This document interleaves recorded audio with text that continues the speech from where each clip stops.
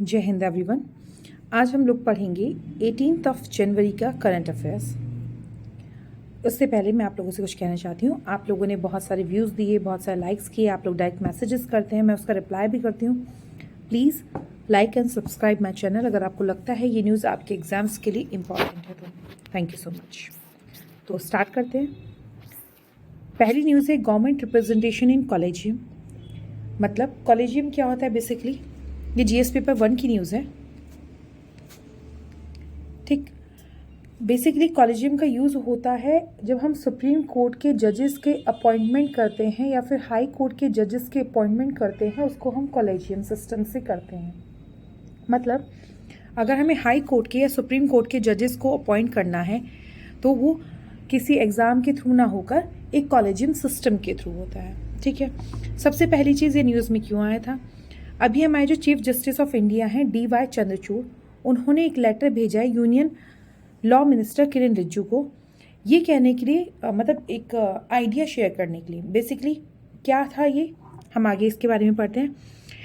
Government ने पहले एक NJAC कमीशन बनाया था जिसमें वो जजेस को रिक्रूट करने के लिए एक प्रोसीजर बनाना चाहते थे, लेकिन सुप्रीम कोर्ट ने 2015 में उसको हटा दिया, जिसकी वजह से अब जो CJI है उन्होंने एक रिकमेंडेशन लेटर दिया है कि हम नया कानून लाने की बजाय जो एग्जिस्टिंग कानून है, यानी कि जो एग्जिस्टिंग तरीका है जिस तरीके से सुप्रीम कोर्ट के या हाई कोर्ट के जजेस को अपॉइंट किया जाता है, उसी में थोड़ा सा फेरबदल करके सरकार का प्रतिनिधित्व भी लेकर उसमें काम कर सकते हैं, जिससे सरकार को और जो जजेस हैं उनमें से किसी को भी कोई प्रॉब्लम या इशू नहीं आएगा। ठीक है, अब इसका महत्व या सिग्निफिकेंस क्या है, सीधी सी बात है, हमको कोई नया कानून नहीं बनाना पड़ेगा, कोई प्रोसीजर नहीं करना पड़ेगा, उसी में ही थोड़ी सी मॉडिफिकेशन करके हम आगे काम कर सकते हैं। सॉरी। अब इसके क्रिटिसिज्म क्या है, मतलब इसकी आलोचनाएं क्या हैं। सबसे पहली चीज, undermining the independency of judiciary. जैसे कि आप लोगों ने जब भी पहली बार पॉलिटी पढ़ी होगी तो उसमें आपको पॉलिटी के या संविधान के या भारत के कानून के 3 स्तंभों के बारे में बताया होगा, executive, legislature and judiciary. Executive legislature जो कानून बनाती है, एग्जीक्यूटिव जो कानून का अनुपालन कराती है, कानून को पालन कराती है, और जुडिशरी जो अगर इस कानून में सही है, गलत है, या इस कानून के तहत आने वाली जो भी निर्णय होंगे या जिन पे इसके तहत कोई अपराध किया गया, कुछ भी है, उस पर जो निर्णय देगी वो जुडिशरी देगी। ये तीनों इंडिपेंडेंट बॉडी हैं। ठीक है, और अगर अब हम क्या करते हैं, हम जुडिशरी में यानी कि जजेस को अपॉइंट करने में अगर हम गवर्नमेंट की मदद लेंगे या उनका रिक्रूटमेंट लेंगे तो उसकी इंडिपेंडेंसी भंग हो सकती है, मतलब कि उसकी स्वतंत्रता का ये हनन हो सकता है। ठीक है, अब जो इसमें गैर समावेशी है, फिर नॉन इंक्लूसिव है, वो क्या है, while adding only a representation of a ruling government is seen by many as a egregious attack not on the independency of judiciary but also the competitive balance between the ruling party and the opposition. The proposed NJAC did not include greater and more diverse representation of Indian political heads. ठीक है, ये क्या कहना चाहते हैं कि अगर मान लीजिए जो कहा जा रहा है उसको हम कर भी ले तो वो बहुत ज़्यादा इंक्लूसिव नहीं है, समावेशी नहीं है। क्यों? क्योंकि इसी में सबसे बड़ा पॉइंट तो यही आ जाएगी कि भाई जो रिप्रेजेंटेशन है, देखिए कहने के लिए तो सरकार उसकी होती है जिसको बहुमत मिला है ना, लेकिन जिसको बहुमत नहीं मिला है या जो अपोजिशन पार्टी है वो भी सरकार को चलाने में एक बहुत बड़ी और अहम भूमिका निभाती है। ठीक है, जैसे कि मान लीजिए सरकार, अभी आप देख सकते हैं कि सरकार किसान कानून लाई, अगर वो पास हो जाता, इसका विरोध किया गया, ठीक है ना, तो अगर मान लो सरकार कोई कानून ला रही है, सरकार बनती किससे है, लोगों से बनती है, और लोग गलतियां कर सकते हैं। तो अगर सरकार कोई कानून ला रही है उसमें कोई गलती है, अगर अपोजिशन उसको अपोज नहीं करेगी, ठीक है, तो हो सकता है कि वो एरिस्टोक्रेसी में आ जाए, वो आप कह सकते हैं कि पूरी तरह से निरंकुश हो जाए। तो निरंकुशता हटाने के लिए भी लोकतंत्र में अपोजिशन का इस्तेमाल किया जाता है, और अगर अपोजिशन अगर जुडिशरी में रिप्रेजेंटेशन हो रहा है किसका, एग्जीक्यूटिव और लेजिस्लेचर का, तो अपोजिशन भी उसमें पार्टिसिपेट होनी चाहिए, ये ऐसा कह रहे हैं। अगर वो नहीं है तो फिर उसमें फिर भी कहीं ना कहीं कुछ ना कुछ कमियां रह जानी है। ठीक है, अब हम बात करते हैं कॉलेजियम सिस्टम की। अगर हम अपने संविधान के आर्टिकल 124 और 217 को देखें, जो सुप्रीम कोर्ट हाई कोर्ट के जजेस को अपॉइंट करने के बारे में बात करता है, तो इसमें क्या लिखा गया है, इसमें यह कहा गया है कि president supreme court CGI supreme court के जो चीफ जस्टिस ऑफ इंडिया हैं उनसे डिस्कस करेगा कि किसको रखा जाएगा, ठीक है, किसको अपॉइंट किया जाएगा। तो ये सुप्रीम कोर्ट के जज से CGI से प्रेसिडेंट दोनों डिस्कस करेंगे, तभी आगे नाम प्रपोज किए जा सकते हैं, ठीक है। अब इसमें जो संगठन होता है यानी कि जो कंपोजिशन वो होता है वो कैसे होता है, अगर सुप्रीम कोर्ट के लिए किसी जज को अपॉइंट करना है तो एक CGI होगा और 4 सीनियर मोस्ट जज होंगे। अगर यही काम हाई कोर्ट के लिए करना है तो एक chief justice of high court होगा और उसी के 2 सीनियर मोस्ट जस्टिस होंगे जो इस डिसीजन को लेंगे कि नेक्स्ट कौन अपॉइंट किया जाएगा, ठीक है। अब सिफारिशें क्या की गई हैं, the collegium recommendations are enforceable. उसने कहा कि जो कॉलेजियम की जो भी वो कह देगा वो लागू ही करना पड़ेगा, उसको हम किसी भी जगह चैलेंज नहीं कर सकते। Government may raise issue and request that the collegium reconsider, but if the collegium choose to reaffirms its recommendation they are become enforceable. मान लीजिए कॉलेजियम में एक CGI हैं, 4 जजेस हैं, उन्होंने कहा कि इस पर्टिकुलर आदमी को मिस्टर मेहता को आगे हम अपॉइंट करेंगे। सरकार कह रही है कि नहीं, मिस्टर मेहता को हम अपॉइंट नहीं करेंगे। तो कॉलेजियम के जो जजेस हैं वो उसको दोबारा से संज्ञान में तो ले सकते हैं कि चलो अच्छा ठीक है देखते क्या करना है, लेकिन अगर उन्हें दोबारा से कह दिया कि नहीं हम इन्हीं को करेंगे तो फिर इसमें सरकार की भूमिका नहीं रहेगी, ठीक है। अब इस सिस्टम का सिग्निफिकेंस क्या है, collegium system was developed to preserve the fundamental framework of the constitution by maintaining the independence of court. भाई देखिए कॉलेजियम में क्या है, पूरे तरीके से निर्णय कौन लेते हैं, जजेस ही निर्णय लेते हैं जजेस को अपॉइंट करने के लिए, ठीक है।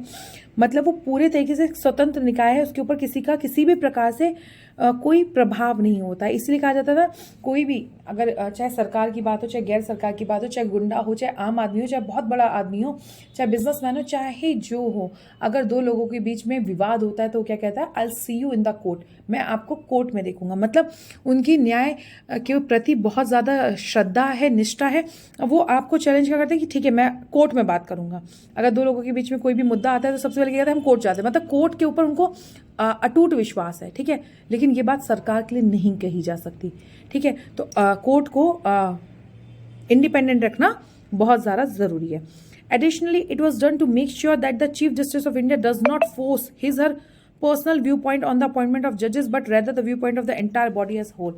और हम ये भी नहीं कह सकते कॉलेजियम सिस्टम गलत है, क्यों, क्योंकि उसमें CGI एक व्यक्ति होता है, उसके अलावा 4 और व्यक्ति होते हैं, 4 और जजेस होते हैं जो और जजेस को अपॉइंट करने के लिए सिफारिश करते हैं। तो ये किसी एक व्यक्ति का नहीं बल्कि एक पूरी कमेटी का दृष्टिकोण होता है कि हमें इसी व्यक्ति को अपॉइंट करना है।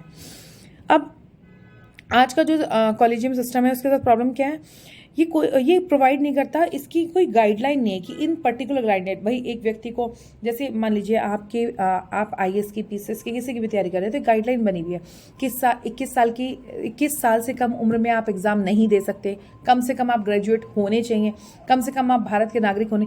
तो ऐसा कोई भी क्राइटेरिया जुडिशियल सिस्टम में लागू नहीं होता है, जो कि आप कह सकते हैं कि पक्षपात के दायरे को बहुत तेजी से बढ़ा सकता है कि भाई कोई भी क्राइटेरिया तो है नहीं तो कुछ ना कुछ गाइडलाइन तो होनी चाहिए। मैंने आपको पहले वाले लेक्चर्स में भी बताया था किसी भी चीज़ को चलाने के लिए सबसे ज़रूर नियम, कायदे और कानून होते हैं।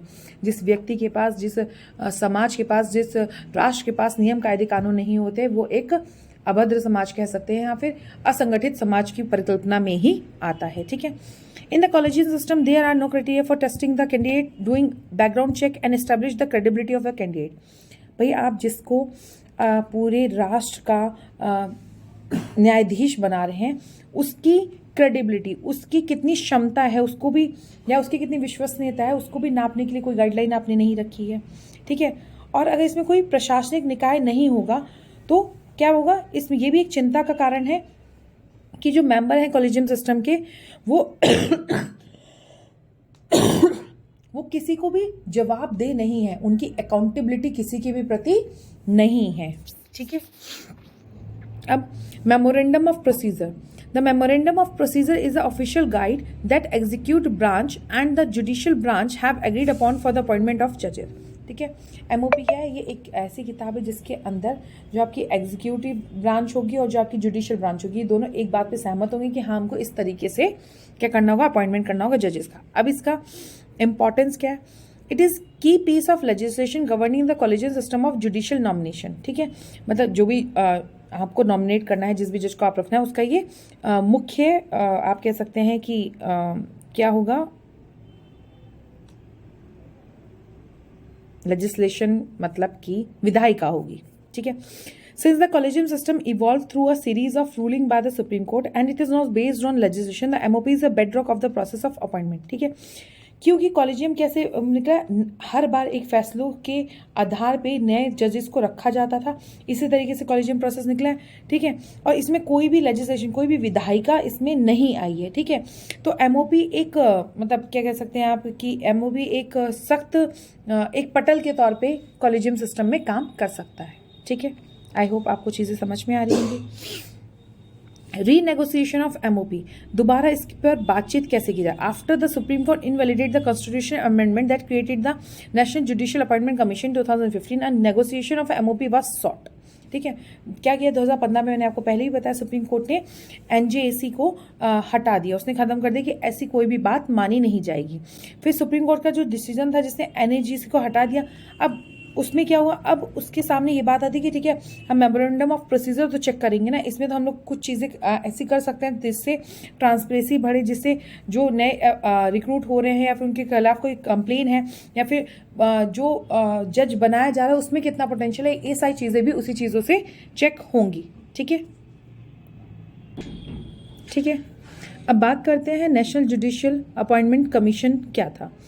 ये the NJAC is a central feature of a long-standing proposal to do away with collegium, मतलब कॉलेजियम को हटाने वाला ये एक प्रपोजल था कि भाई कॉलेजियम की तरह हम एक और प्रपोजल आए जिसमें थोड़ा बहुत हस्तक्षेप सरकार का भी रहेगा। 2014 में 99 कॉन्स्टिट्यूशनल अमेंडमेंट एक्ट के तहत गवर्नमेंट ने एक बिल पास किया जिसे NJAC कहा। ठीक है। जो जजेस के अपॉइंटमेंट के बारे में बात कर रहा था। ठीक है। अब इसमें क्या कंपोजिशन था, इसमें एक चीफ जस्टिस ऑफ इंडिया रहता था एक्स ऑफिशियो चेयरपर्सन की तरह, 2 मेंबर रहते थे सुप्रीम कोर्ट के एक्स ऑफिशियो चेयरपर्सन की तरह, एक लॉ मिनिस्टर रहेंगे। ठीक है। और एक बंदा सिविल सोसाइटी से रहेगा। ठीक है। जिसे CJI प्राइम मिनिस्टर, ठीक है, कोई भी चुन सकता है। ठीक है। या फिर ये अपोजिशन का कोई लीडर हो सकता है। और जो एक और रहेगा वो SC ST OBC minority committee से या कोई महिला हो सकती है। इतने लोग मिलकर एक NJAC कमीशन बना रहे थे। ठीक है। देखिए आप लोगों को लगेगा इसमें तो सबका रिप्रेजेंटेशन हो रहा है, सुप्रीम कोर्ट के जज भी हैं, सब लोग हैं, तो इसको एग्री हो जाना चाहिए था। लेकिन अगर आज इतना बड़ा कानून हटा के इस कानून को लाया जाए तो कल को इस कानून में भी परिवर्तन हो सकते हैं। ठीक है ना। तो धीरे धीरे जो जुडिशरी की इंडिपेंडेंसी है उसका हनन हो सकता है, इसीलिए इसको हटा दिया गया था। अभी हटाया क्यों गया था, सुप्रीम कोर्ट जजमेंट के बाद इस कानून को हटा दिया गया कि इसको नहीं लाया जाएगा। अब आगे हम लोग क्या इसके बारे में सोच सकते हैं, क्या हो सकता है, उस पर बात करते हैं। Putting a government representative in a collegium itself would significantly alter the system if the minister proposal were to become reality. ठीक है। अगर हम किसी कॉलेजियम सिस्टम में गवर्नमेंट के रिप्रेजेंटेटिव को रखेंगे, ठीक है, तो ये खुद में एक बहुत बड़ा बदलाव होगा। ठीक भाई, देखिए सीधी सी बात है, जब सरकार अलग है, न्यायपालिका अलग है, तो उनके प्रतिनिधित्व भी अलग होंगे। The very fact that the a non judicial member is there is likely to affect matters even though it is unclear what particular authority this person will have. ठीक है। सबसे बड़ी बात थी जो नॉन जुडिशियल बंदा बैठाया जा रहा है, ये किस तरीके से वहाँ के जो भी मैटर्स होंगे उस पर अफेक्ट करेगा। ठीक है। क्या इनका क्या प्रभुत्व रहेगा, इनकी कितनी शक्ति रहेगी, ये सब बातें इसमें अनक्लियर थी। ठीक है। और ये इस स्थिति में बहुत ही ज़्यादा महत्वपूर्ण और जटिल हो जाता है कि भाई जो कोर्ट का मैटर है वो फंक्शन कैसे करे, इंडिपेंडेंटली फंक्शन करे। और अगर इसमें लेजिस्लेटिव या एग्जीक्यूटिव का कोई रोल नहीं है, सिर्फ बैठाया गया तो उससे भी कोई मतलब नहीं है, और बैठाया गया वो उनके निर्णयों पे प्रभाव डाल रहे हैं तो ये भी उसकी इंडिपेंडेंसी का हनन होगा। ठीक है। बेसिकली अगर इस टॉपिक को ओवरऑल हम एक बात में बात करना चाहें तो क्या है कि गवर्नमेंट ने कहा है कि हम नया कोई कमीशन लाने की बजाय जो पुराना तरीका है उसी में थोड़ी से फेरबदल करते हैं और कुछ सरकार के प्रतिनिधित्व भी उसमें रखते हैं, क्योंकि कॉलेजियम सिस्टम में अभी तक कोई भी ऐसा तरीका नहीं लिखा गया है कि किस आधार पे किसी भी व्यक्ति को अपॉइंट किया जाएगा। सिर्फ एक सीजीआई और 4 जज मिलकर ये डिसाइड कर लेते हैं कि अगला अपॉइंटमेंट इनका होना चाहिए। उस बंदे की क्रेडिबिलिटी कितनी है, उसकी विश्वसनीयता कितनी है, उसकी काबिलियत कितनी है, किस आधार पर उनको रखा गया, इस बारे में कोई भी बातचीत नहीं हुई है। ठीक है, तो इसीलिए कहा जा रहा है कि इसके अंदर भी सुधार की आवश्यकता बहुत है। भाई अगर आप कुछ गलत कर रहे हैं या हमने किसी ऐसे व्यक्ति को दे दिया जो उसके लिए पात्रता नहीं रखता है, तो ये बहुत गलत हो जाएगा। इसीलिए ये लोग कह रहे हैं कि इसको चेंज करना चाहिए। वो कह रहे हैं कि क्योंकि शुरुआत से ही संविधान ने हमको स्वतंत्रता दी है, तो इस स्वतंत्रता का हनन कोई भी अधिनियम या कानून नहीं कर सकता है। ठीक है, अब हम लोग बात करेंगे जीएस पेपर 2 की एंटी माइक्रोबियल रेजिस्टेंस। देखिए, रेजिस्टेंस का मतलब होता है प्रतिरोध। मतलब मान लीजिए आपने कोई दवाई खाई, उस दवाई को खाने से आपका बुखार उतर गया, वो दवाई आप लगातार खाते रहे और आपका बुखार हर बार उतरता गया। कुछ समय के बाद आपकी बॉडी के अंदर जो माइक्रोब्स होते हैं वो इस तरह की इम्यूनिटी या इस तरह की प्रतिरोधक क्षमता को डेवलप कर लेते हैं कि अगर आप दोबारा से वही दवाई खाएंगे तो आपको आराम नहीं होगा या फिर उन पर अटैक नहीं होगा। ठीक है, तो यही है टॉपिक एंटी माइक्रोबियल रेजिस्टेंस। ठीक, ये जीएस पेपर 1 का ही टॉपिक है। अभी न्यूज़ में क्यों आया था, केनिया में गोनोरिया, जिसको क्या कहते हैं, गनोरिया, ये क्या रोगुणारोधी प्रतिरोधक यानी कि एंटी माइक्रोबियल रेजिस्टेंस एक आउटब्रेक हुआ है, मतलब कि एक महामारी फैली है। ठीक है, अब ये न्यूज़ में इसमें क्या बोला गया था, according to expert the outbreak of Neisseria gonorrhoea poses a threat not only to the citizens of East African but to the entire region. ठीक है, जो ईस्ट अफ्रीका का जो क्षेत्र है सिर्फ वहीं के लिए नहीं बल्कि पूरे क्षेत्र के लिए ही ये बहुत ज़्यादा चिंताजनक हो सकता है। ठीक है, outbreak is a major cause of concern among a medical professional specially as the WHO strives to eliminate STI as a public health concern by 2030। ठीक है, STI क्या होता है, सेक्सुअली ट्रांसमिटेड इन्फेक्शंस, मतलब ऐसे इन्फेक्शन जो सेक्सुअल एक्टिविटीज से transmit होते हैं, उनको पूरी तरीके से ख़त्म करने का जब WHO ने इसका एक लक्ष्य बनाया है 2030 तक, तब सामने निकल के आ गया कि भैया एक बहुत बड़ा आउटब्रेक हुआ है। कहाँ पे, केनिया में। कैसा आउटब्रेक है, एंटी माइक्रोबियल रेजिस्टेंस का।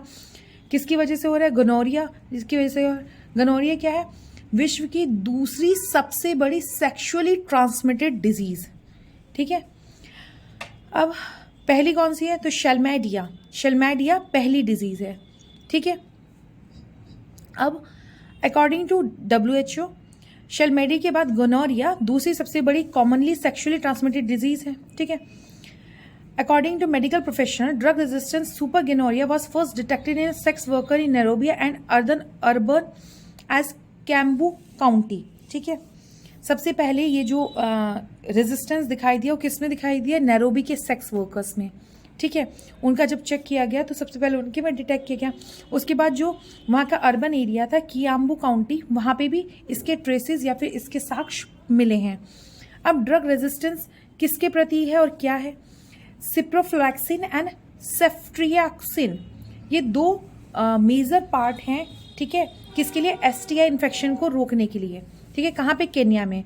और इन्हीं के प्रति क्या दिखाया गया, ड्रग रेजिस्टेंस दिखाया गया। मतलब देखिए, आम भाषा में आपको समझाती हूँ कि मान लीजिए आपको बुखार होता है, तो बुखार का बैक्टीरिया आपके अंदर जाता है, तभी आपको बुखार होता है। तो कोई दवाई होती है वो जाके अंदर उस बैक्टीरिया को मार देती है। लेकिन आप जब वही दवाई बार बार खाते हैं और उसके बाद आपकी बॉडी के अंदर का बैक्टीरिया खुद को मॉडिफाई करता जाता है, खुद को म्यूटेट करता जाता है, खुद को इतना शक्तिशाली बनाता जाता है कि बार बार अटैक होने की वजह से अब वो उसी अटैक को प्रोटेक्ट करने लगता है। जैसे कि आप सिंपल भाषा में समझें, जब आपको कोई जूडो कराटे सिखाता है तो पहले दिन आपको मारता है तो आपको वो किक लग जाती है, वो लात लग जाती है, दूसरे दिन मारता है तो लग जाती है, 1 महीने मारता है तो लग जाती है, 1 महीने के बाद आपको हैबिट हो जाती है कि अभी यहाँ से मारेगा, ऐसे मारेगा, तो आप खुद को बचा लेते हैं और आप लात नहीं खाते हैं। सेम चीज़ यहाँ पे बैक्टीरिया के केस में है। जब आप बार बार सेम ड्रग लेते हैं तो वो उसका एडिक्ट हो जाता है। ठीक है, और उसके प्रति अपना रेजिस्टेंस यानी कि प्रतिरोध दिखाता है। ठीक है, The United Nations Health Agency attributed the drug resistance of some strains of gonorrhea to overuse of antibiotic, genetic mutation of bacteria and the repeated use of low quality of drug. ठीक है, जैसे कि मैंने अभी आपको बताया, बार बार हम एक इंसान को या एक बैक्टीरिया को सेम चीज़ दे रहे हैं तो उसे उसके प्रति प्रतिरोध की क्षमता आ गई है। ठीक है, या तो इस वजह से बढ़ा है या फिर जो हम एंटीबायोटिक्स खा रहे हैं उसको हम ज़्यादा खा रहे हैं। देखिए, आप लोगों ने बार बार सुना होगा कि आप लोग कभी भी मेडिकल स्टोर से दवाई लेकर ना खाएं, उसका बहुत बड़ा कारण है कुछ कॉम्बिनेशन ऑफ मेडिसिन होती हैं जो डॉक्टर को ही पता होती है। नहीं तो इतनी पढ़ाई डॉक्टर क्यों करता है? सब लोग मेडिकल स्टोर वाले नहीं बन जाते, है ना। अगर आप डॉक्टर के पास बुखार की दवाई लेने जाते हैं तो 3-4 टाइप की दवाई देता है, वो कॉम्बिनेशन ऑफ मेडिसिन करके देता है ताकि एक का प्रभाव दूसरे पे ना पड़े या फिर उसकी रेजिस्टेंस डेवलप ना हो। तो इसीलिए कहा जाता है कि कभी भी एंटीबायोटिक खुद ही, लोग क्या करते हैं आजकल, ज़्यादा पढ़े लिखे लोग होते हैं, बुखार होता है तो क्या करते हैं कि मेडिकल स्टोर पे गए, भैया एक एंटीबायोटिक दे दो। नहीं, एंटीबायोटिक ऐसे नहीं लेनी है, ठीक है। Next, other disease with the concern of anti microbial resistance, ठीक है। और डिजीज जो जिन्होंने एंटी माइक्रोबियल रेजिस्टेंस, पहली बात तो एंटी माइक्रोबियल रेजिस्टेंस होता क्या है अगर मैं आपको बताऊं। देखिए, जब आप रेजिस्टेंस की बात करते हैं, बैक्टीरियल रेजिस्टेंस की बात करते हैं, तो उसमें सिर्फ बैक्टीरिया होता है जिसके प्रति किसी दवाई के प्रति उसने रेजिस्टेंस लिया होता है। जब आप एंटी माइक्रोबियल रेजिस्टेंस की बात करते हैं तो उसमें बैक्टीरिया, फंगी, वायरस, ये सब चीज़ें आ जाती है जिनके प्रति उसने रेजिस्टेंस ले लिया होता है। अब इसी गोनोरिया डिजीज के साथ और कौन सी डिजीज है जो क्या कहते हैं आपको रेजिस्टेंस दिखा रही है, एंटी माइक्रोबियल रेजिस्टेंस दिखा रही है, वो है SARS-CoV-2, Ebola virus, Crimean Congo, haemorrhagic fever, Lassa fever, Marburg virus disease और बहुत सारे ऐसे स्ट्रेन SARS-CoV-2 या इबोला वायरस के भी उसके प्रति क्या दिखा रहे हैं, ड्रग रेजिस्टेंस दिखा रहे हैं। It has been reported that some strains of Middle East respiratory syndrome, coronavirus, Rift Valley fever, severe acute respiratory syndrome, Nipah, Henipaviral disease भी इस प्रकार के प्रतिरोध या फिर एंटी माइक्रोबियल रेजिस्टेंस दिखा रहे हैं, ठीक है। अब एंटी माइक्रोबियल रेजिस्टेंस क्या होता है, जैसे मैंने अभी आपको बताया, anti microbial resistance bacteria, virus, fungi और पैरासाइट जब किसी दवाई के प्रति अपने आप को इतना शक्तिशाली बना लेते हैं कि उस दवाई का उनके ऊपर कोई असर नहीं होता, उसी को एंटी माइक्रोबियल रेजिस्टेंट कहते हैं, ठीक है। और इस स्थिति में इन्फेक्शंस को काबू करना या उनको सही करना बहुत ज़्यादा मुश्किल हो जाता है, ठीक है। Antibiotic versus anti microbial resistance, ठीक है। आपको अगर एंटीबायोटिक रेजिस्टेंस आया मतलब किसी पर्टिकुलर बैक्टीरिया के प्रति आपने रेजिस्टेंस ले लिया, या उस दवाई किसी पर्टिकुलर बैक्टीरिया ने उस दवाई के प्रति रेजिस्टेंस ले लिया। लेकिन जब एंटी माइक्रोबियल रेजिस्टेंस की बात आती है तो इसमें वायरसेस, बैक्टीरिया, फंगी, पैरासाइट ये सब आ जाते हैं जो कि इस चीज़ को और भयावह या भयानक बना देते हैं। अब इशू क्या है, 2019 में फाउंड किया गया कि लगभग 1 करोड़ लोग हर साल इन्फेक्शंस की वजह से, ठीक है, मर जाते हैं, ठीक। कैसे इन्फेक्शन? HIV, ठीक है, इन्फेक्शन की वजह से मर जाते हैं। इन लोगों की संख्या उनसे भी ज़्यादा, जो HIV या फिर एड्स की वजह से मरते हैं, उनसे ज़्यादा लोग इन्फेक्शन की वजह से मर जाते हैं, ठीक। और अभी एक्सपर्ट्स ने बताया है ये जो एंटीबायोटिक रेजिस्टेंस है ये सबसे बड़ा चैलेंज है आज की मानवता के सामने। आज के मानव ये सबसे बड़ा चैलेंज फेस कर रहे हैं, ठीक है। और ये माना गया है कि हर साल लगभग 10 मिलियन लोग इस इन्फेक्शन की वजह से मर जाएंगे। अब कारण क्या है? Bacteria that have adapted to avoid antibiotics are said to be a resistance to them. The main cause of resistance are antibiotic overuse and abuse. मैंने अभी आपको बताया कि रेजिस्टेंस का मतलब है क्या है, किसी के प्रति अपनी प्रतिरोधक क्षमता को बढ़ा लेना, ठीक है। अगर हम बैक्टीरिया के प्रति बढ़ा लेते हैं तो हम जीत जाते हैं, बैक्टीरिया हमारे प्रति बढ़ा लेता है तो वो जीत जाता है, ठीक है। और दूसरे शब्दों में कहें तो एंटीबायोटिक रेजिस्टेंस और भी ज़्यादा क्या कहते हैं खतरनाक हो जाता है, ठीक है, जब हम एंटीबायोटिक्स को ज़्यादा यूज़ करने लगते हैं। मतलब अभी आप 10 ग्राम एंटीबायोटिक ले रहे थे तो आप उसके प्रति वायरस ने रेजिस्टेंस ले लिया। अब आप 20 ग्राम लेंगे तो धीरे धीरे उसके प्रति भी वायरस रेजिस्टेंस ले लेगा। क्यों? क्योंकि ये तो नेचर का प्रोसीजर ही है, इवॉल्व होना, खुद को बेहतर करना, हर दिन से खुद को बेहतर करना। नेचर में हमेशा चीज़ पहले से बेहतर ही होती हैं, ठीक है। अब how does it work? Antibiotic kill bacteria from the inside out by attaching to the specific target protein on the organism. मान लीजिए कोई बैक्टीरिया उसके पर्टिकुलर प्रोटीन पे वो अटैक करेगा, उस पर चिपक जाएगा, उसको पूरी तरह से नष्ट कर देगा, ठीक है। जैसे penicillin weakens the bacteria cell wall, वो बैक्टीरिया की सेल वॉल को वीक कर देता है, तोड़ के अंदर चला जाता है। Mutation that enable bacteria to prevent medication from binding to them are most frequent means by which bacteria avoid antibiotics. ठीक है, अब बैक्टीरिया अपने अंदर इस प्रकार के म्यूटेशन कर रहा है कि वो अपने प्रोटीन से उस एंटीबायोटिक को अटैच ही नहीं होने देता है। अब जो वो अटैच ही नहीं होगी तो किल नहीं कर पाएगी तो एंटीबायोटिक के प्रति रेजिस्टेंस आ जाएगा। The antibiotic key no longer works to unlock the cell door. ठीक है, अब जो एंटीबायोटिक है वो जो सेल मेम्ब्रेन है उसके अंदर नहीं घुस पा रही है। It is as through the germs replace the locks. ठीक है, by creating protein that render the antibiotic inactive or change it so it no longer binds to the bacteria, microbes can also develop resistance. ठीक है, अगर हम बार बार दवाइयाँ एक दूसरे के प्रति नहीं जुड़ पाएंगी, मतलब बार बार दवाइयाँ उस बैक्टीरिया पे नहीं जुड़ पाएंगी तो उसमें क्या होगा, उसमें दिक्कत आएगी कि वो उसको मार नहीं पाएगा। जब नहीं मार पाएगा तो सबसे बड़ा प्रॉब्लम क्या हो जाएगी कि वो उसके प्रति रेजिस्टेंस ले लेगा। ठीक है, अब वर्स्ट केस क्या हो जाता है जब बैक्टीरिया डेवलप कर लेता है। भाई मैंने अभी आपको बताया ना कि प्रकृति में हर चीज़ इवॉल्व होती है। आज हम छोटी डोज दे रहे हैं, बैक्टीरिया उसको अडेप्ट कर लिया, फिर हम बड़ी डोज दे रहे हैं, उसको भी अडेप्ट कर, फिर और बड़ी डोज दे रहे हैं, उसको भी अडेप्ट कर रहे हैं। तो लगातार अगर वो अपनी अडेप्टिबिलिटी बढ़ाता रहेगा, लगातार अगर वो अपने आप को इवॉल्व करता रहेगा तो ये ह्यूमन्स के लिए बहुत ज़्यादा नुकसानदायक हो जाएगा। तो ये ह्यूमन्स के लिए क्या हो जाएगा, बहुत ज़्यादा नुकसानदायक हो जाएगा। अब इसके लिए सजेशंस क्या होते हैं?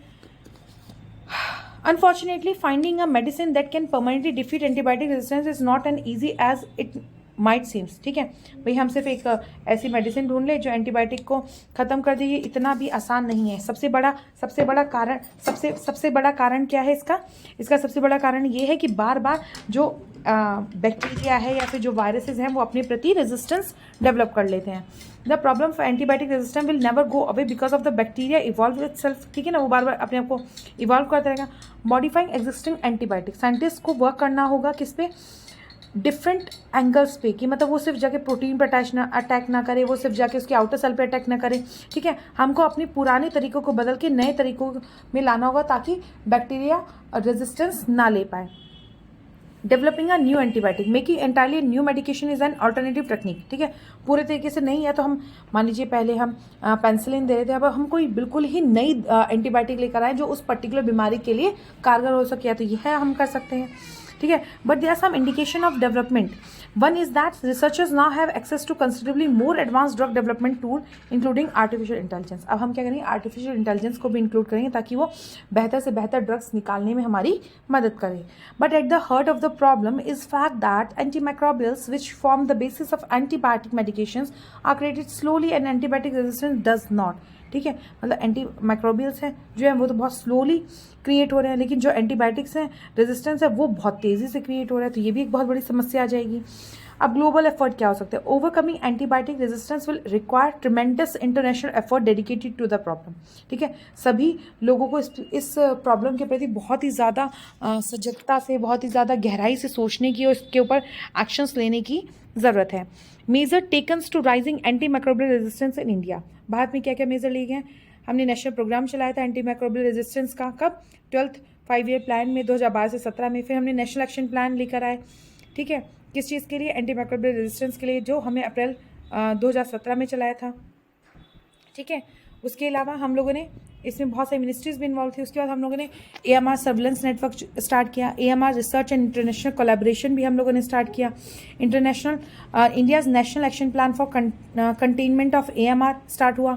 ठीक है, हम लोगों की जो नेशनल हेल्थ पॉलिसी 2017 थी उसकी की प्रायोरिटी भी एंटी माइक्रोबियल रेजिस्टेंस के ऊपर ही निर्धारित थी। ठीक है, तो ये थी आपकी आज की न्यूज़। ये बहुत इंपॉर्टेंट न्यूज़ है in perspective of science and technology, health. ठीक है, तो आप इसको ध्यान से पढ़िएगा।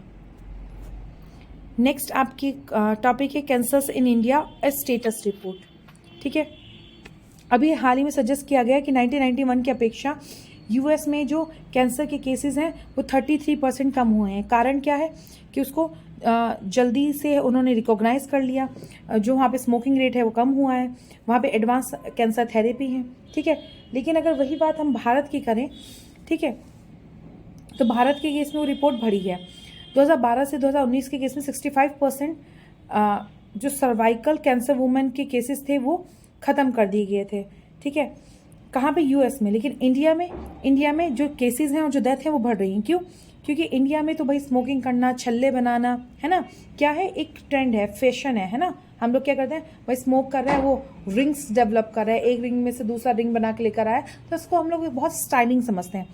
ठीक, इसको हम हेल्थ के मैटर से नहीं समझते हैं। Even the improvement in treatment, both the incidence of cancer and mortality continue to rise in country. ठीक है, क्या हो रहा है, क्या जो मोर्टेलिटी है, मतलब मृत्यु दर है, वो भी कंट्री में बहुत ज़्यादा बढ़ती जा रही है। ये एक रिपोर्ट है, ठीक है, आप इसको पढ़ सकते हैं।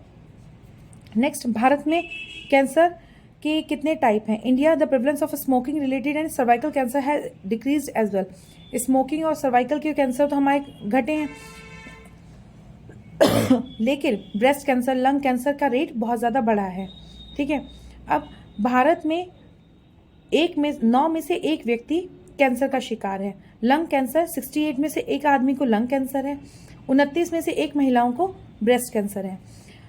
आदमियों की अपेक्षा महिलाओं में कैंसर के केसेस ज़्यादा देखे गए हैं। ठीक है, आदमियों में जो कैंसर होता है वो लंग का, माउथ का, प्रोस्टेट का, माउथ का और स्टमक का हो सकता है, जबकि महिलाओं में जो कैंसर होते हैं वो ब्रेस्ट, सर्विक, ओवरी, लंग और यूट्रस के कैंसर होते हैं। Why are some cancers on decline and other cancers to rise? भाई कुछ तो कैंसर हमने कहा ना कि भी घट रहे हैं, कुछ कैंसर बहुत बढ़ रहे हैं। In India the incidence of cervical cancer has been decrease from 45% to 10%। ठीक है, 45 से 10% पे हम लोग आ गए हैं पिछले 50 सालों में। Due to later marriage, fewer children, improve hygiene and immunisation. भाई शादियाँ देर से हो रही हैं, बच्चे कम हो रहे हैं, हाइजीन अच्छा है, इम्यूनाइजेशन अच्छा हो रहा है, इसलिए सब चीज़ें घटी हैं। HPV वैक्सीन दी जानी है, ठीक है, जो कि बहुत ज़्यादा अफोर्डेबल हो गई हैं। ठीक है, government is shortly planning a campaign to eradicate it entirely. तो गवर्नमेंट क्या कर रही है कि इसको पूरी तरीके से हम समाप्त कर दें, इस तरीके का हम एक प्लान लेकर आ रहे हैं। The incidence of tobacco related malignancies such as oral and esophagus cancer is also declining। ठीक है, मुंह से खाने वाला तंबाकू की वजह से जो ओरल कैंसर और इसोफेगस जो हमारी खाने वाली नली होती है, इसका कैंसर है, इसमें भी जो रेट है वो डिक्लाइन हुआ है। Tobacco legislation that has decrease smoking public area also most blame for this. ठीक है, और ये जो कम हुआ है इसका सबसे बड़ा कारण है भैया, आप पब्लिक प्लेस पे नहीं पी पा रहे हैं, आप कार में नहीं, आप अपनी बस में नहीं पी पा रहे हैं, ट्रेन में नहीं पी पा रहे हैं, आप होटल रेस्टोरेंट्स में नहीं पी पा रहे हैं, घर में आपकी वाइफ, आपकी माँ या आपकी बहन आपको नहीं पीने दे रही है, तो कहीं ना कहीं आपके ऊपर चेक लग रहा है, उस चेक की वजह से आपका जो रेट है वो घटा है। अब राइज क्यों है? ब्रेस्ट कैंसर की जो केसेस हैं वो बहुत ज़्यादा मेट्रोपॉलिटन सिटी में राइज हो रहे हैं। क्यों? एक तो लेट मैरिजेस होती हैं, लेट बच्चे पैदा होते हैं, जिसकी वजह से वो ब्रेस्ट फीडिंग प्रॉपर नहीं कराती, प्रोटीन रिच डाइट लेती हैं। एक्चुअली तो आजकल तो सबसे बड़ी प्रॉब्लम है ना व्हाट्सअप यूनिवर्सिटी, और आप यूट्यूब पे देखते हैं प्रोटीन लीजिए पतले रहेंगे, प्रोटीन लीजिए पतले रहेंगे, है ना। तो इन सब चीज़ों के किसी भी चीज़ का ओवर यूज़ आपको परेशानी दे सकता है, भले ही वो अच्छी चीज़ क्यों ना हो। ये मेरा पेट था, वो बोर हो रहा है शायद इस न्यूज़ को सुनकर। Okay, it rate has increase. तो इनकी जो ब्रेस्ट कैंसर के जो रेट्स हैं वो इंक्रीज हो गए हैं। Improvement in cancer treatment and its impact. ठीक है, numerous tumours are being treated more successfully and there are more cases of cancer survivorship. ठीक है, अब जो ट्यूमर्स हैं उनको बहुत अच्छे से यूज़ किया जा रहा है, मतलब उनको अच्छे से रिमूव किया जा रहा है, और बहुत सारे कैंसर्स को इलाज हो रहा है। अभी मेरी जान पहचान में एक अंकल थे, उनको जब कैंसर हुआ, he is at the age of 70 और उनको 3rd स्टेज का कैंसर था। बट आयुर्वेदा भी कैंसर में बहुत अच्छा काम कर रहा है। DS रिसर्च सेंटर करके एक वाराणसी में सेंटर है जिसने कैंसर के ऊपर बहुत अच्छा आयुर्वेदिक काम किया है। इनकी दवाइयाँ में अभी तक 99% इनके केसेस जो हैं वो सक्सेसफुल रहे हैं। उन अंकल का भी केस सक्सेसफुल रहा, अभी भी वो अपनी ज़िंदगी बहुत अच्छे से, बहुत बेहतर तरीके से जी रहे हैं। सबसे बड़ी बात, इनकी दवाइयाँ कैंसर की दवाइयों के साथ खाते के वक्त आपको कैंसर ट्रीटमेंट के द्वारा हो रहे प्रताड़नाओं से कोई फ़र्क नहीं पड़ता। मतलब जितना दर्द होता है, जितना तकलीफ़ होती है, उन सब तकलीफ़ों से ये दवाइयाँ, ये जो DS रिसर्च सेंटर की दवाइयाँ हैं, इससे निजात दिलाती हैं।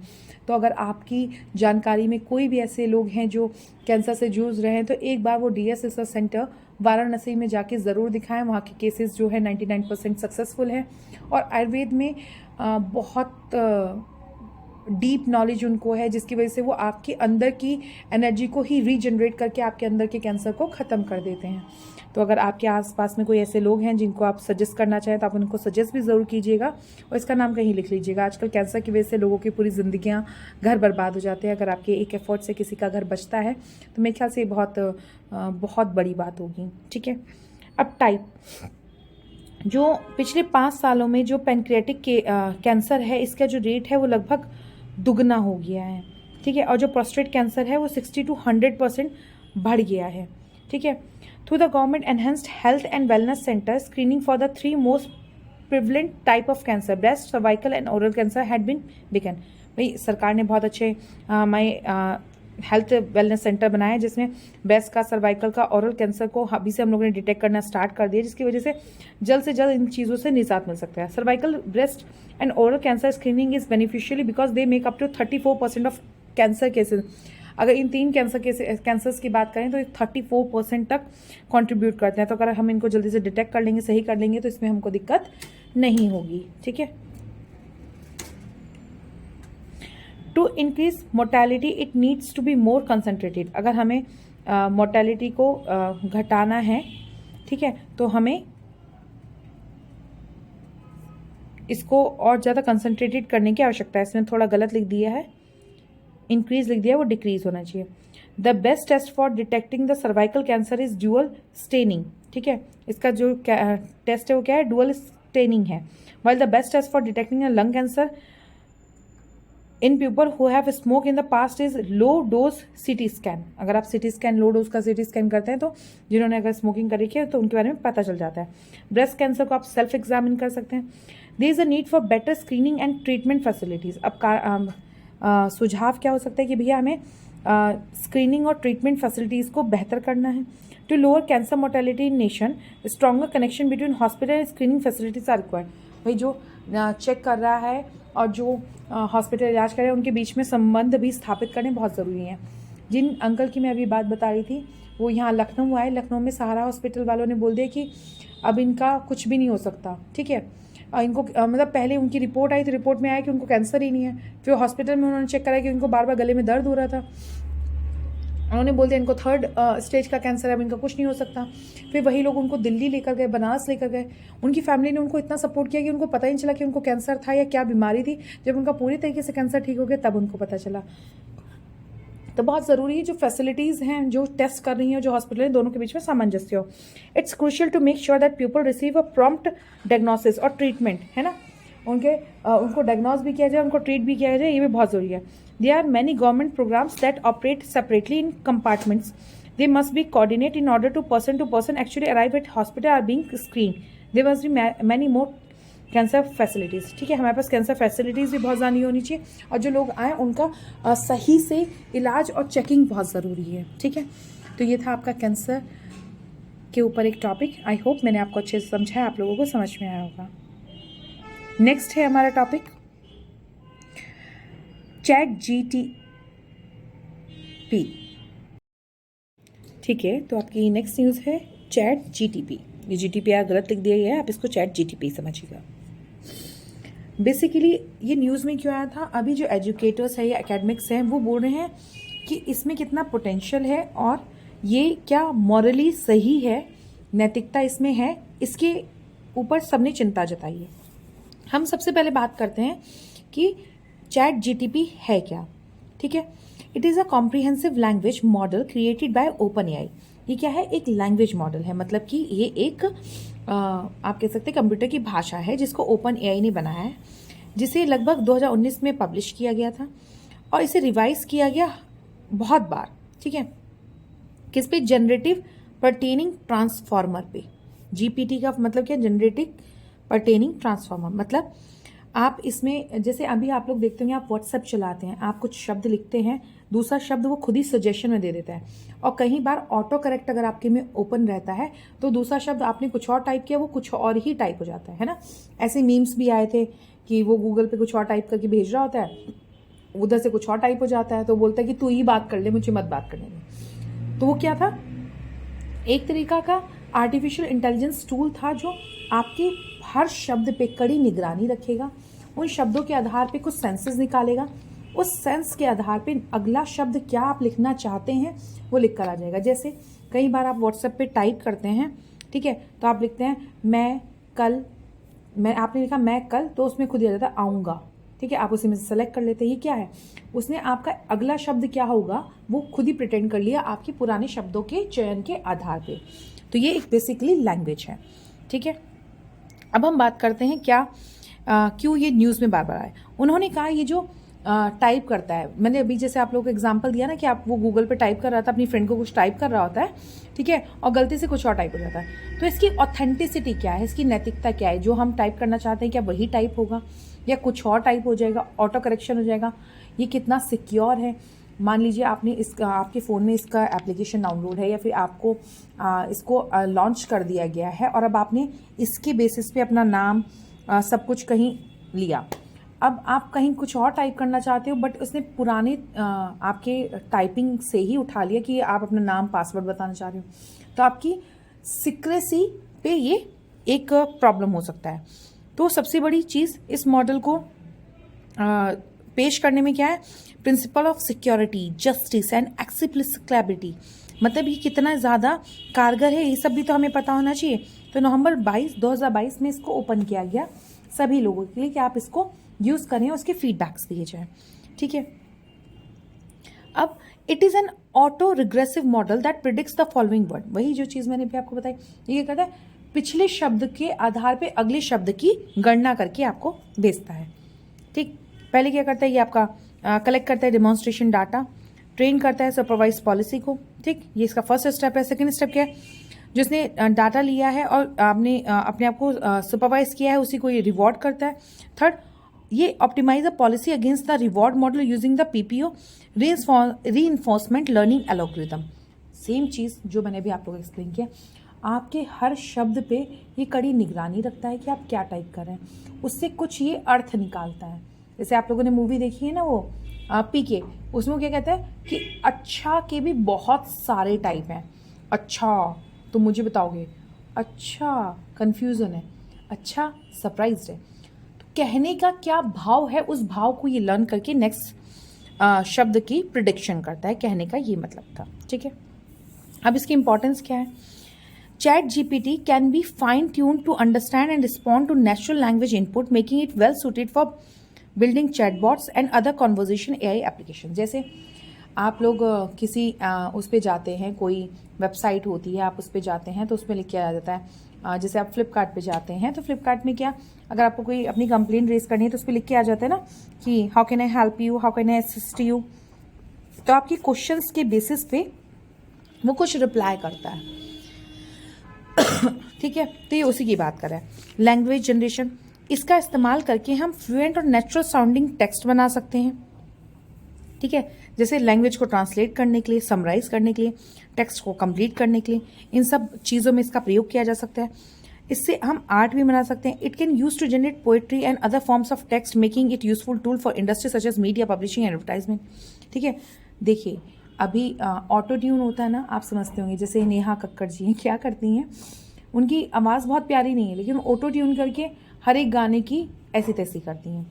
सिमिलरली जैसे अरिजीत सिंह है, उनको ऑटो ट्यून की ज़रूरत नहीं, लेकिन जो टोनी कक्कड़ है वो ऑटो ट्यून करते हैं अपने सभी गानों को, मतलब अपनी आवाज़ को बेहतर करते हैं। ये क्या कह रहे हैं, हम ऐसा टूल इस चैट जीपीटी की मदद से क्या करेंगे, ये ही खुद ही पोइट्री बना देगा, खुद ही गाने गा लेगा, तो ये इस तरीके की काम में ये इस्तेमाल किया जा सकता है।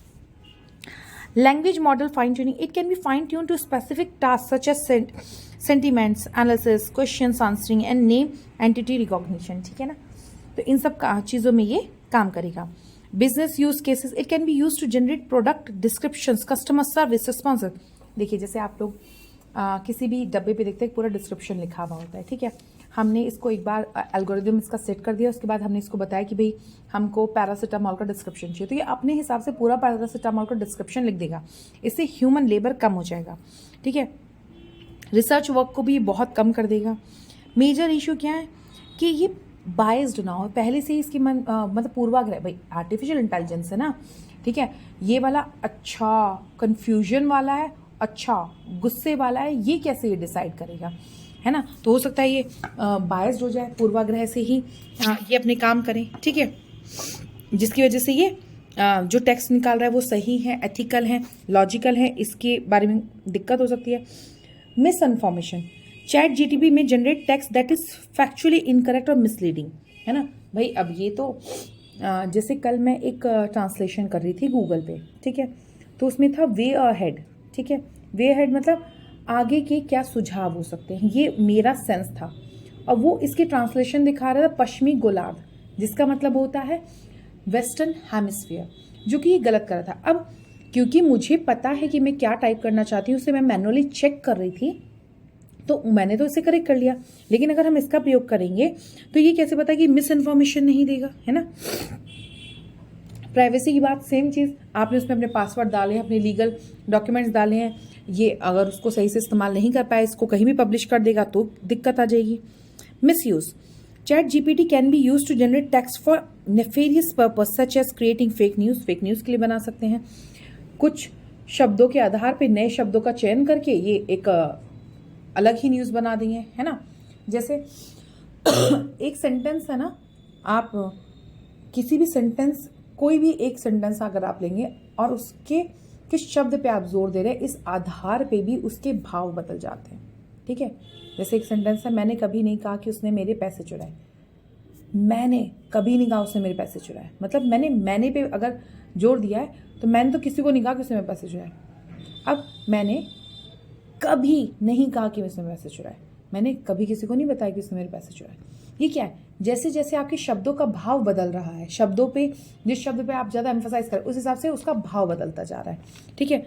तो ये मिसयूज़ भी हो सकता है। कुछ हम इसको इन्फॉर्मेशन इनपुट कर देंगे, बाकी अपने हिसाब से लगा बुझा के उसमें एक नई न्यूज़ बना दी। जैसे क्या होती थी ना पुराने ज़माने में, चाचियाँ होती थी, आप उनको कहिए कि उसके लड़के ने, मान लीजिए आपके मोहल्ले में भी ऐसी आंटी होंगी जो आर्टिफिशियल चैट जीपीटी के बराबर काम कर देंगे बेसिकली। जैसे आप उनसे कहेंगे कि मैं तो अभी पढ़ रहा हूँ, नौकरी नहीं मिली, तो मैं तो अभी पढ़ रहा हूँ वो हटा देंगे, उसे नौकरी नहीं मिली, वो बताएंगे। एक ने एक को बोला उसे नौकरी नहीं मिली, दूसरा बोलेगा अरे वो बेरोजगार है, तीसरा बोलेगा अरे उसे तो कोई नौकरी मिलती नहीं, बेरोजगार है, अपने माँ बाप से पैसे लेगा।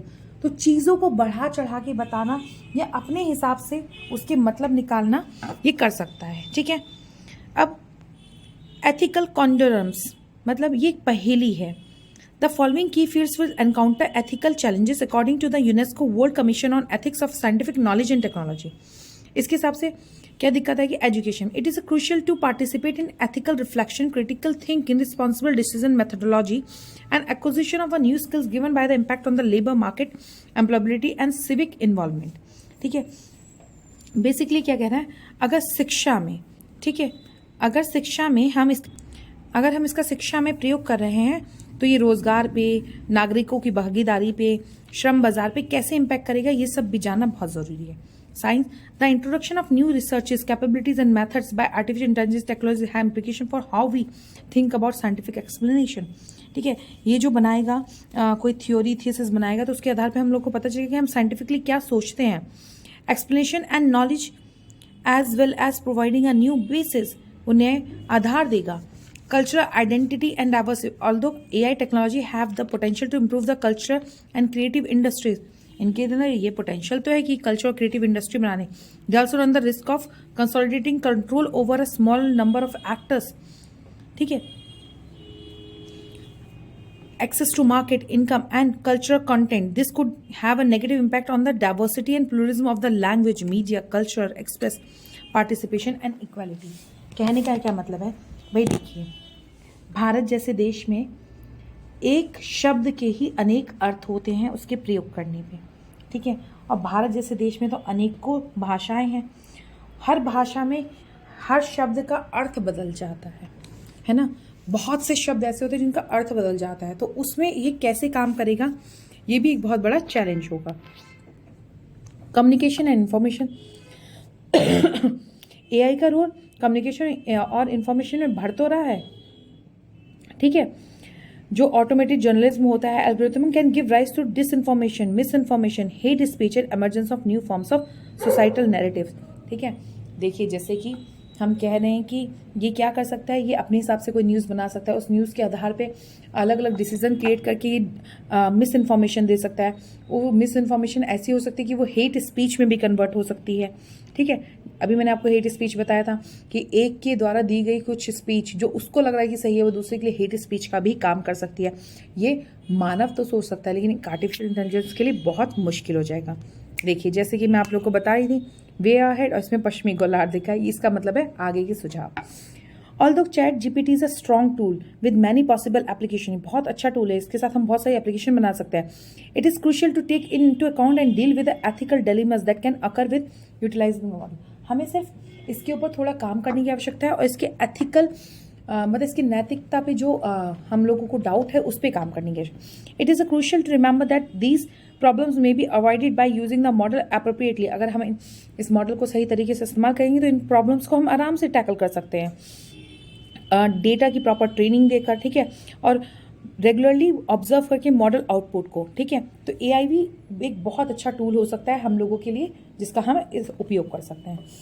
बेसिकली ये एक टूल है जिसको हम अलग अलग फील्ड में इस्तेमाल कर सकते हैं, बस इसकी सिक्योरिटी और ऑथेंटिसिटी को हमें चेक करना होगा. ये थी आज की आपकी न्यूज़. अब नेक्स्ट न्यूज़ है GS पेपर 3 से.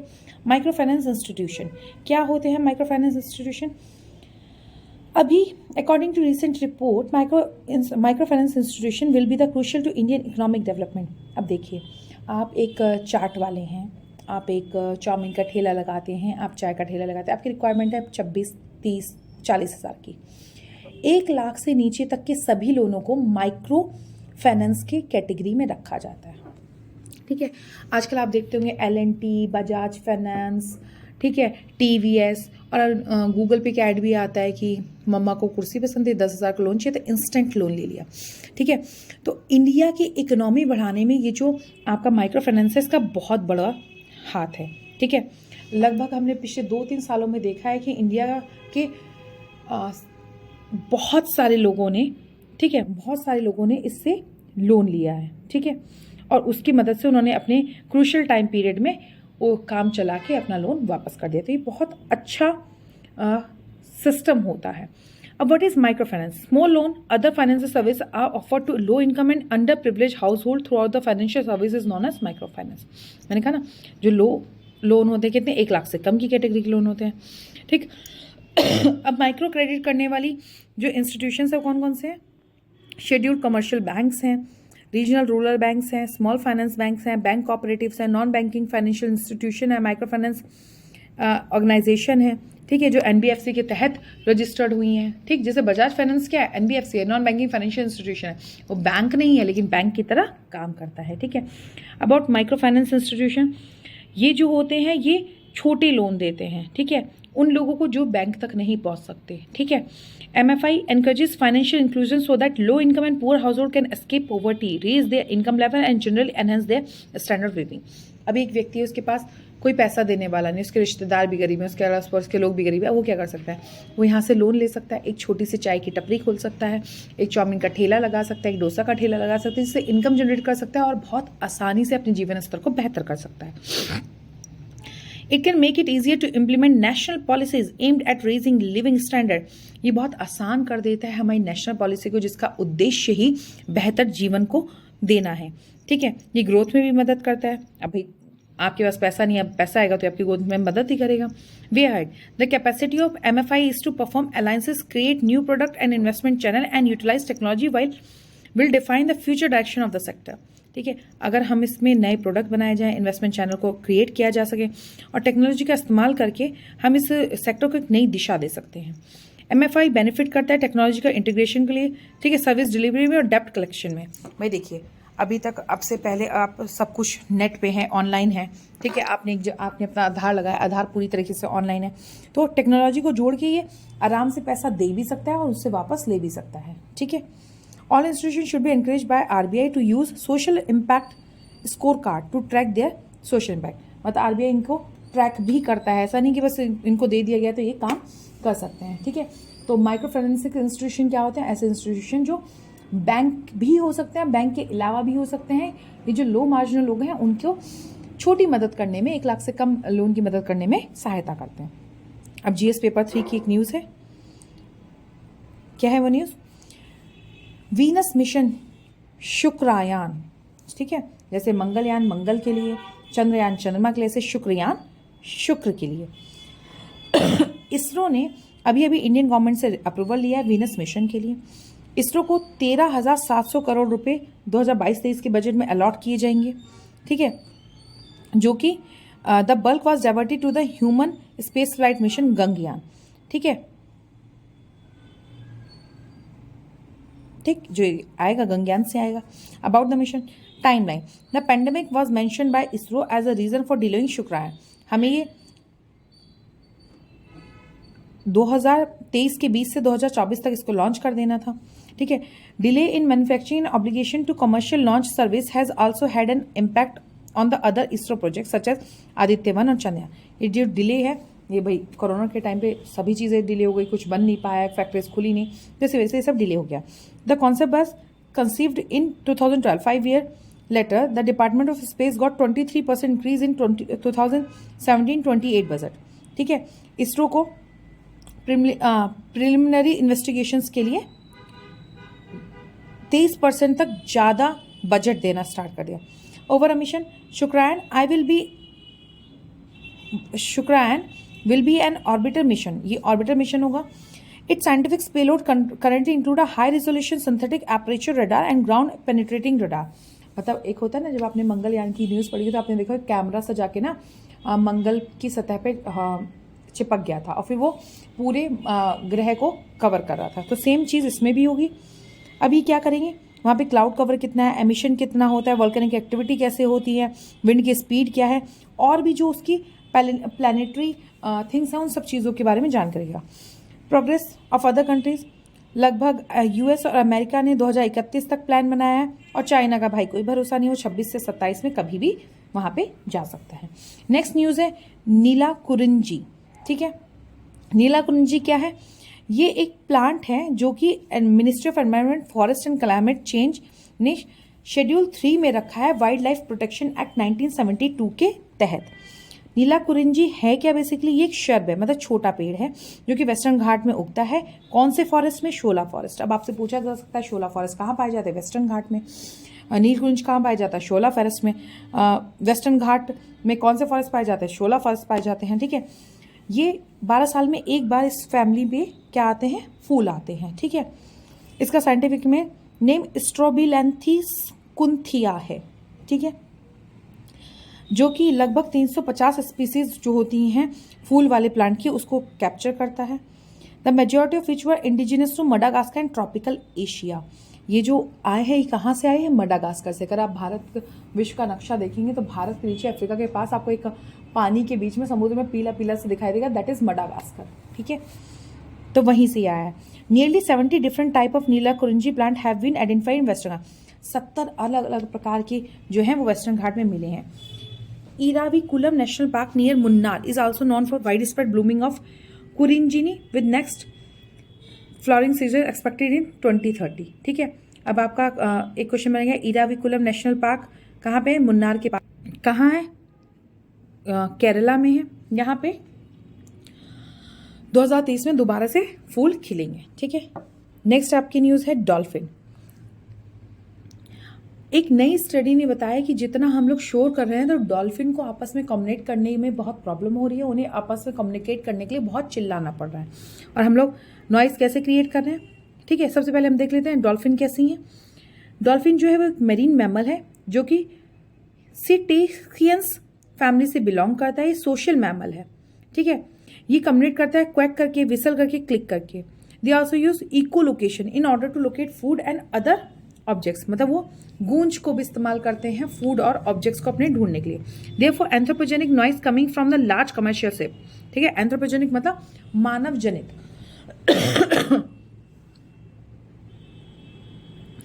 मानव जनित जो शोर है वो इसी बड़े बड़े शिप से आता है, मिलिट्री सोनार से आता है, ऑफशोर ड्रिलिंग से आता है, जिसकी वजह से इन लोगों को बहुत ज़्यादा परेशानी हो रही है।